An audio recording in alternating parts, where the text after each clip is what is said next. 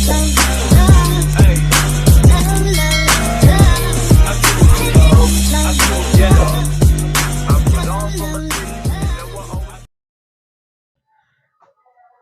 दोस्तों, स्वागत है एक बार फिर आपके चैनल में बत्रा मैकेनिकल क्लब में। आज हम कॉस्टिंग को थोड़ा और अच्छे से सीखने की कोशिश करेंगे। जो भी आपके डाउट्स हैं, इस चैनल से आपके कॉस्टिंग के सारे डाउट्स खत्म हो जाएंगे। न्यू प्रोडक्ट डेवलपमेंट के बारे में जितनी भी आपको कन्फ्यूजन्स हैं, इंडस्ट्री से रिलेटेड, प्रोडक्शन से रिलेटेड, सब यहाँ पे खत्म हो जाएंगी। आज हम लोग कॉस्ट डायग्राम के बारे में जानेंगे कि कॉस्ट डायग्राम क्या होता है, उसकी क्या इंपॉर्टेंस होती है और कहाँ कहाँ पर उसका यूज होता है। बेसिकली दोस्तों देखो, हम कॉस्टिंग निकालते हैं तो कॉस्टिंग किस लिए निकालते हैं?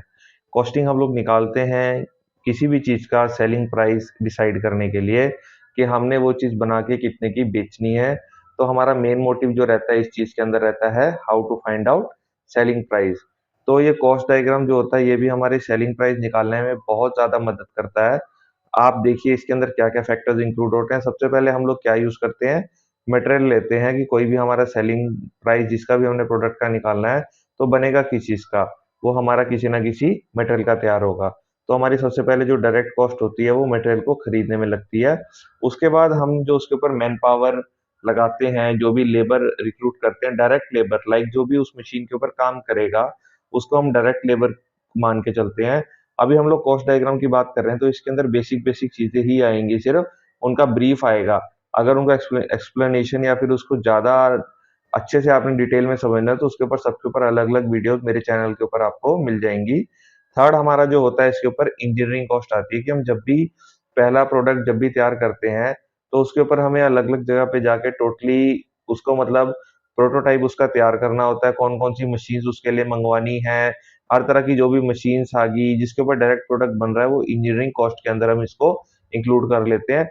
और अदर एक्सपेंसेस भी होते हैं, जो भी हमने टोटल उस चीज को बनाने में जो मेहनत करी, जो भी इधर उधर गए या फिर वो टावर जो भी चार्जेस ट्रांसपोर्ट के चार्जेस लगते हैं, या और भी अगर कोई मशीन लगती है उसके साथ अलग अलग जो भी हमें एक्स्ट्रा फैसिलिटीज लगानी पड़ती हैं, वो सारी हमारी अदर एक्सपेंसेस के अंदर आ जाती है। ये हमारी डायरेक्ट कॉस्ट है जो हमें डायरेक्ट पड़ती है अगर हम पर प्रोडक्ट के हिसाब से भी इसको निकालें तो दोस्तों अगर हम इन सब को देखते हैं तो इन सब का जो आपका सम होता है वो टोटल जो कहलाता है वो डायरेक्ट कॉस्ट कहलाती है, या फिर इसे हम बोल देते हैं प्राइम कॉस्ट, जो प्रोडक्ट बनाने में हमारी जो है लगनी ही लगनी है। क्लियर है ये चीज? इसके बाद अगर हम इसमें फैक्ट्री के एक्सपेंसेस को जोड़ देते हैं, लाइक बिजली वगैरह आपकी हो गई और अदर पानी का जो भी हम लोग प्रावधान करते हैं, जो भी रहने का करते हैं, खाने का करते हैं, वो सब फैक्ट्री की तरफ से हो जाता है। लेकिन प्रोडक्ट बन रहा है, वहां पे लेबर लग रही है, तो वो भी उसके अंदर काउंट होएगा।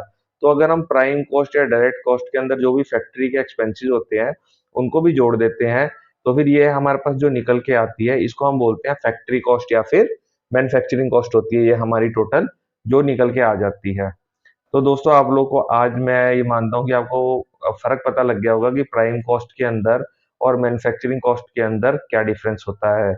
दोस्तों अगर हम मैन्युफैक्चरिंग कॉस्ट के अंदर एडमिनिस्ट्रेटिव एक्सपेंसेस लगा देते हैं, जो भी हमारे एक्स्ट्रा सुपरविजन के लिए जो बंदे हम रखते हैं, जो भी अदर आपके सैलरीज वगैरह बनाते हैं, एचआर डिपार्टमेंट वगैरह, वो सारे एडमिनिस्ट्रेटिव एक्सपेंसेस के अंदर आ जाते हैं। जो भी इससे रिलेटेड कागजी काम होता है उसके लिए जो हमारे क्लरिकल बंदे रखे होते हैं, वो सारे के सारे हमारे एडमिनिस्ट्रेटिव एक्सपेंसेस के अंदर आ जाते हैं। उसको भी अगर हम जोड़ते हैं तो वो जो हमारी लास्ट में टोटल कॉस्ट निकल के आती है उसको हम बोल देते हैं प्रोडक्शन कॉस्ट।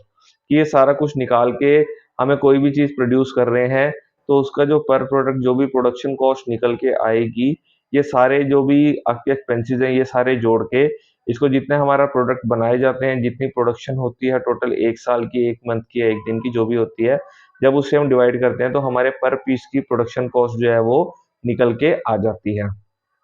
और फ्रेंड्स इसके बाद जो लास्ट काम रहता है हमारा मार्केटिंग का, सेलिंग का और आगे डिस्ट्रीब्यूशन करने का, वो सारी कॉस्ट भी जो होती है कंपनी के ऊपर ही डलती है, वो ये अलग से कोई कॉस्ट नहीं आती। आप अगर आगे इसकी मार्केटिंग कर रहे हो, अपने प्रोडक्ट को बेच रहे हो, उसको बेचने के लिए जो भी आप लोग एक्सपेंस लगा रहे हैं, जो भी मेहनत कर रहे हैं, उसके बाद सेल करने के लिए जो भी आपकी कॉस्ट आ रही है, सेलिंग के लिए जा रहा है, हर चीज ट्रांसपोर्ट हो रही है, उसके बाद आगे डिस्ट्रीब्यूट भी करना पड़ता है। तो ये सारी कॉस्ट जो होती है अगर हम ये भी आपकी प्रोडक्शन कॉस्ट के अंदर जोड़ देते हैं, तो ये जो हमारी कॉस्ट निकल के आती है इसको बोलते हैं हम टोटल कॉस्ट। तो दोस्तों देखो, अगर हम एक प्रोडक्ट के अंदर कितने टाइप्स की आपके सामने कॉस्टिंग आ गई है।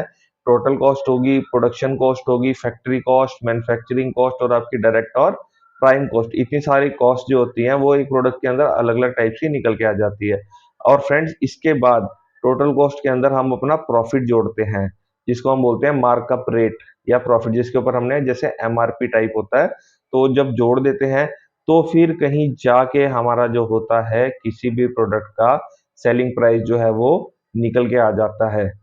तो दोस्तों, सेलिंग प्राइस निकालने के लिए हमें इतना कुछ, इतने सारे प्रोसेसेस से गुजरना पड़ता है, तब कहीं जाके हमारी जो है सेलिंग प्राइस जो है वो निकल के आ जाती है।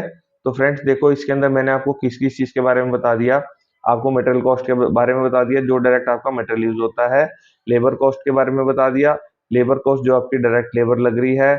इंजीनियरिंग कॉस्ट होगी, अदर एक्सपेंसेस हो गए जिनको हम मिसलेनियस एक्सपेंसेस भी बोल देते हैं। फ्रेंड, इसके अंदर मैंने बाकी चीजें डिस्कस नहीं करी हैं, जो भी आपकी प्रोसेस कॉस्ट है या इन्वेंट्री कैरिंग कॉस्ट है या रिजेक्शन कैरिंग कॉस्ट है, वो जब भी हम किसी भी प्रोडक्ट की निकालते हैं तो इन सारी चीजों के अंदर जो मैंने आपको फैक्टर्स दे रखे हैं, और हर कंपनी की कॉस्टिंग शीट का जो फॉर्मेट होता है वो अलग अलग होता है। कोई किसी टाइप से बनाता है, कोई किसी टाइप से बनाता है। लेकिन अगर हम उस कॉस्टिंग शीट के अंदर जाके देखें तो उसके अंदर भी हम इन सारी चीजों को इंक्लूड कर लेते हैं। और ये जो है ये एक कॉस्ट डायग्राम है, इससे हमें पता लगता है कि अगर हम किसी भी चीज की कॉस्टिंग करते हैं तो उसके अंदर जो जो एक्सपेंस लग रहे हैं या कौन कौन से एक्सपेंस उसके अंदर जोड़ने जरूरी हैं, जिससे कि हम उसकी टोटल कॉस्ट जो है वो निकाल सकें और हमें किसी भी टाइप से लॉस ना हो सके।